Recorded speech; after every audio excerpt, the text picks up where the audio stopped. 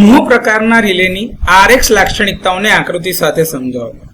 તો આરએક્સ એટલે કે રેઝિસ્ટન્સ રિએક્ટન્સ પ્લેન પર મોહ રિલેની લાક્ષણિકતા જો અહીંયા જોવામાં આવે તો આ આર અને આ એક્સ એટલે કે એક્સ અને વાય પ્લોટની ઉપર એની જે લાક્ષણિકતા બને છે એક વર્તુળ એટલે કે એક સર્કલ બને છે જે એના મૂળ 0 માંથી પસાર થાય છે. કારણ કે તે મૂળથી શરૂ થાય છે એટલે ફક્ત આગળ તરફ જ જોવે છે, એટલે કે રિલે લાગી છે એની પાછળ જે બી કઈ ફોલ્ટ કાં તો ખામી થશે એના માટે રિલે ઓપરેટ થશે નહીં.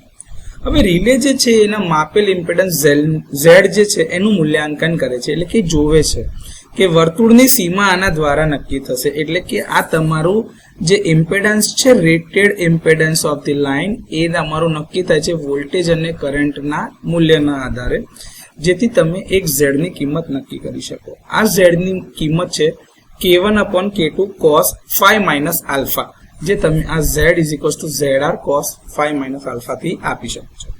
એને વધારે સિમ્પલ બનાવવા એટલે કે સરળ બનાવવા માટે આપણે k1/k2 ને એક અચળાંક અથવા તો વર્તુળનો વ્યાસ કહી શકાય, અથવા તો રિલેની રીચ એટલે ઇમ્પેડન્સ ઓફ ધ રીચ. તો રિલેનો જે ઇમ્પેડન્સ છે zr થી દર્શાવીએ તો આ રીતે તમારી જે બાઉન્ડ્રી છે એ થશે z = zr cos phi minus alpha. હવે એનું કેરેક્ટરિસ્ટિક ઇક્વેશન એવી રીતે બનશે કે જો z is less than zr cos phi minus alpha થાય તો z એટલે કોઈ પણ ક્ષણે રિલે દ્વારા માપવામાં આવતો ઇમ્પેડન્સ વોલ્ટેજના છેદમાં કરંટ. zr એટલે કે વર્તુળનો વ્યાસ જે રિલે દ્વારા સુરક્ષિત મહત્તમ અંતર માપેલો, એટલે કે ભાઈ તમારો રીચ ઓફ ધ રિલે જે છે ત્યાં સુધીનો અવરોધ અથવા તો ઇમ્પેડન્સ, અવબાધ જેને કહેવાય. phi એટલે કે ફોલ્ટનો એંગલ કે જ્યાં કરંટ અને વોલ્ટેજના સંદર્ભમાં તમારો પાવર ફેક્ટર એંગલ phi આપણે શોધતા હોઈએ. આલ્ફા જે છે રિલેનો એ કોણ છે જ્યાં પર એને મહત્તમ ટોર્ક મળે છે.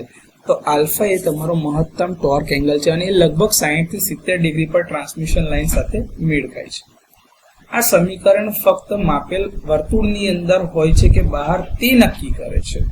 હવે વર્તુળની અંદર એટલે કે જે તમારો ફોલ્ટની વેલ્યુ ઇમ્પેડન્સની કિંમત જે છે એ રેટેડ ઇમ્પેડન્સ કરતા અંદર એટલે કે ઓછી છે, તો z is less than zr cos phi minus alpha થશે. તો એ સમજો કે તમારો ફોલ્ટ લાઇનની ઉપર થયો છે એટલે તમારા પ્રોટેક્શન ઝોનની અંદર છે, એના લીધે ઇમ્પેડન્સ ઓછો થાય છે.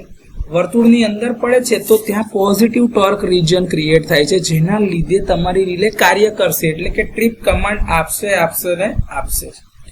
પરંતુ એનાથી ઊંધું જો વર્તુળની બહાર હોય એટલે કે તમારો જે ઇમ્પેડન્સ રિલે જોઈ રહી છે એની કિંમત zr cos phi minus alpha કરતા વધારે છે તો સિસ્ટમ સામાન્ય રીતે ચાલી રહી છે અથવા તો ફોલ્ટ બહુ જ દૂર થયો છે જે મારા પ્રોટેક્શન ઝોનની બહાર છે. ઇમ્પેડન્સ વર્તુળની બહાર રહે છે, આ નેગેટિવ ટોર્ક બનાવે છે અને રિલે કાર્ય કરતો નથી. તો મોહ પ્રકારના રિલેની આરએક્સ ડાયાગ્રામ પરની જે લાક્ષણિકતા છે એ આ રીતે આકૃતિ સાથે સમજાવી શકાય.